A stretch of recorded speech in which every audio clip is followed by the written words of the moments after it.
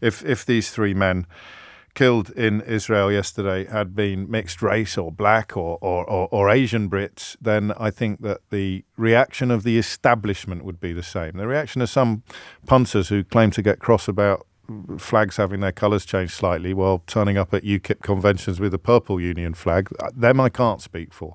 But front pages of newspapers and political engagement, I think I can. 10:38 is the time. Saf, take care. Trevor's in Finchley on a better line. Where were we, Trevor? Well, I start things, James. I agree with your initial comment that what happened yesterday was an absolute calamity. The fact that the aid organisation had given their coordinates to Israel and that they were still killed is indeed a tragedy. The larger issue is that should it affect the war?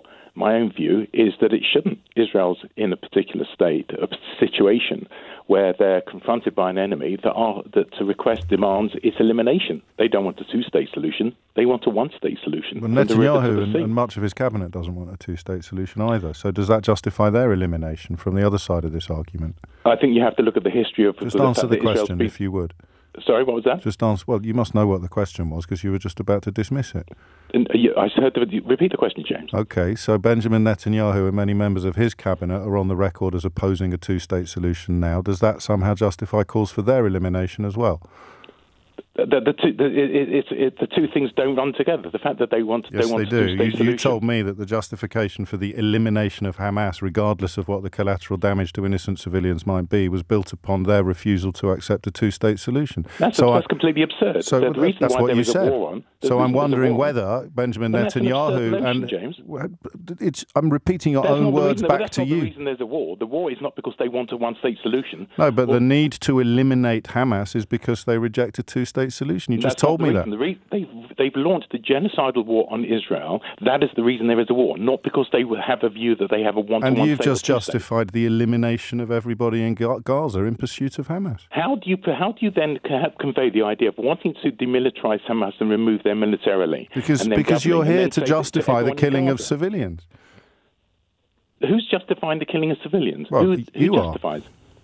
Where did I say that, James? Why are you inventing words? Because you said that you want what's happening now to continue, and tens of thousands of civilians are already dead. Ergo, to call for what is happening now to continue, you're calling for the continuing killing of innocent civilians. No, this isn't complicated, Trevor.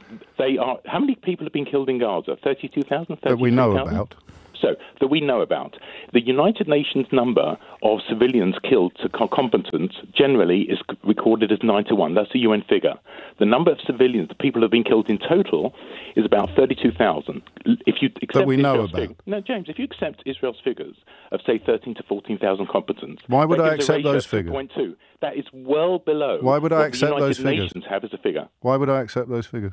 Well, you'd rather accept Hamas's figures rather than United Nations figures. You're talking about Israel's figures. Hamas's figures are more credible than United Nations. I think that Human Rights Watch has detailed the measures that the Palestinian Health Authority takes to record casualties and deaths with reference to mortuaries and hospitals, and explained that by publishing biographical details and names, they have a more reliable record than many other comparable conflict zones, whereas you think you should trust what the Israeli Defense Force tells us while refusing to allow foreign journalists into that territory. Just talk me through that.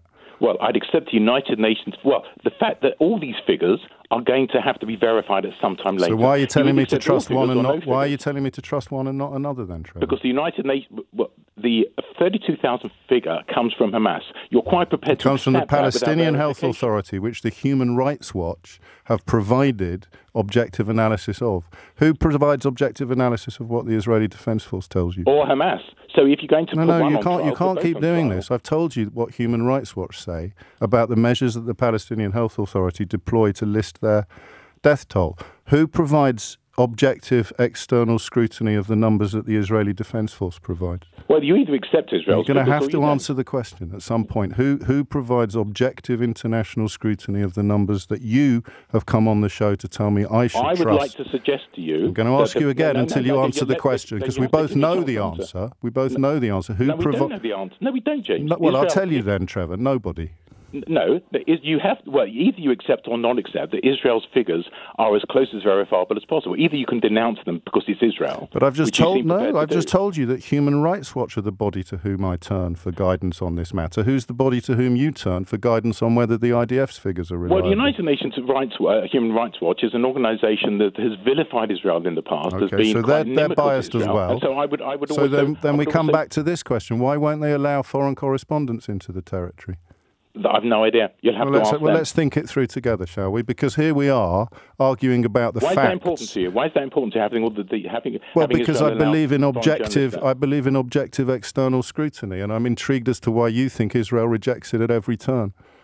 I think there are more important issues at the moment. Yeah, but you've rung in to talk about these issues, so you'll indulge me. You'll indulge me then, Trevor. Why would Israel refuse access to foreign journalists when people like you are so keen to have objective facts established by trustworthy outside sources? Well, there are journalists there. There are Palestinian journalists there. Do you not accept so we that? come back to the question. No, you've told me that I can't trust James. Palestinian figures. There are journalists there. Yes, why won't Israel allow foreign correspondents in? Why won't they allow Katya Adler in or Matt Fry? Why won't they allow Christiane Amanpour in? Why won't they allow people that have visited and reported on every other war zone in the world? And you're going to have to answer one of my questions. My answer to you is, have you posed that question to them? Have you posed that question? Has LBC posed that question? What's the answer they've given? Pose that question to whom? Have you posed the question to the Israeli authorities why they won't allow LBC, BBC, Sky, why they won't allow them? Have you posed that question? I will when I get the opportunity to ask them, but right now I'm asking. Sure it's been posed. Right now I'm asking you. Well, I think it's and you're the answer to the question, Trevor. This is what you don't realise.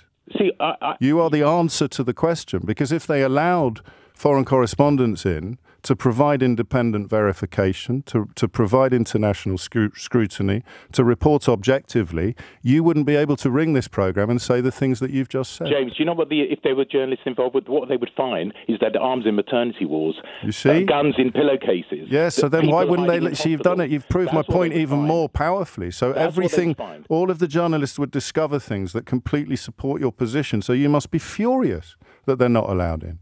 No, because I trust the Israeli military authorities to make judgments that are right. They've just killed three British aid workers. The people you trust to make judgments have just killed 3 British aid workers. Before you go, you remember when they shot 3 hostages who were wearing their underpants? The Israeli hostages? Yeah, the ones waving the white flags, wearing their underpants, who'd escaped. How's that? What's the latest on that investigation? From the people that you trust? James, we're in the middle of a war. The fact that every single awful incident, like yesterday... Are you going to answer one question that I've asked you, Trevor? I've no idea if I'm sure... These are the people that you trust. I'm looking for the grounds. What's the latest on that investigation? Because you're trusting them to conduct this investigation. What's the latest on the shooting of 3 Israeli hostages by the Israeli Defence Force, wearing their underpants and waving white flags? The hostages that we're told and you believe that countless civilians have to die to secure the release of. Why do you put words in people's mouths? Where has anyone mentioned you're so polluted by your own and corrupted by your own language? Here we go. You put words into my mouth that I never said. You said that the war has to continue. The war absolutely continue because they're faithful. And how many civilians have died so far? So that means the killing of civilians has to continue. I can't explain your own thoughts to you, Trevor. You have to take responsibility at least for them. And I'm very happy to do that. But you're not, are you? Because you don't want independent journalists in the region. You don't want anybody to believe the figures that are provided by anybody other than the Israeli Defence Force, who you claim you trust completely, while you can't even tell me the state of the investigation into their shooting of the hostages that you claim the release of is the justification for the entire conflict in Gaza in the first place. Why does the UK government support Israel in its war aims? Why do they do that, say James? that again? Why does your government support Israel in its war aims at the moment? Why do they do that, James? That's a brilliant question. What do you think, James? Give me your own independent objective view of why England, the British government, is supporting Israel in its aims of destroying Hamas. Why do you think that is? Well, they're not, are they? No, they're not supporting. They've called. They have absolutely laid down a red line on Rafah. They've made it absolutely clear that they don't support war crimes. They've made it absolutely clear that they don't support a ground offensive. That they don't support a ground offensive in Rafah, and they've made it absolutely clear that the unnecessary killing of civilians is something that can't be countenanced. Israel riding roughshod over all of that, absolutely. Again, you make accidentally you make a brilliant point. Benjamin Netanyahu has made the British government look both ridiculous and weak. I think the British government has Hang been on, you're strong. asking me what I thought. Okay. So I'm answering your question. Benjamin Netanyahu has made the British government look ridiculous and weak, just as he has made you look ridiculous and weak. Well, and also profoundly wrong. You can be personal, wish you reject my view. But hang on, you just talked to me about pollution. You got personal first, Trevor. I'm only meeting you on your own battlefield. No, I haven't. No, I haven't defamed your opinion or anything like that. But the British government. So we'll return to what to me is the killer question, the most crucial question of all. What is that? And that is, why won't they let journalists in? Perhaps it's too dangerous to have the journalists. The journalists make that decision.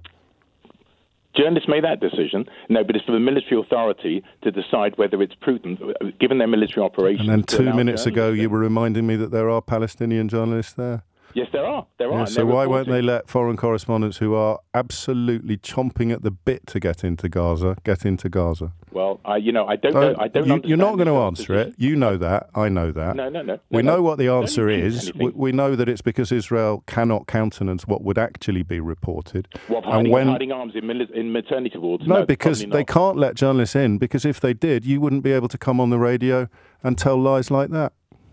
A lie of finding arms and finding munitions in a maternity ward, is that a lie? Well, you tell me. You tell me the journalists that have reported that. No, you've just bold-faced said it was a lie. So obviously you have evidence. You tell me the journalists that have. You tell me the journalists that have reported that. You tell me the journalists that have reported that, or have you taken that from the same people that killed the 3 British aid workers yesterday? I take that from the video evidence of the army who have gone in. Say that again. Say that again more slowly. The video evidence that who? The video evidence from the Israeli army, from lady soldiers. So there we are. And that's the answer to your question. They can't let journalists in because then people like you wouldn't be able to take videos filmed by the actual soldiers killing the civilians as truth, would you? Well, from your position, James, anything Israel says is obviously always going to be wrong. Which is why you need independent journalists in there. Which is why you need independent journalists in there, Trevor. You see it now, finally. So you're accepting Hamas's figure, which you're saying is... I'm accepting a Human Rights Watch's analysis of how the Palestinian Health Authority assembles its figures. No, and you are reminding everybody listening why journalists aren't allowed in by Israel. Because you wouldn't then be required to rely on footage filmed by the actual soldiers killing the actual civilians, Trevor. But here you are, live on the radio, saying it out loud. James, you're very good at contorting, distorting. I'm not, Trevor. I'm very good at holding up mirrors and repeating people's words back to them. You're an excellent journalist, but you use it to create... I'm very good at repeating people's words back to them. Without you, Trevor, I'm nothing. It's 10 to 11.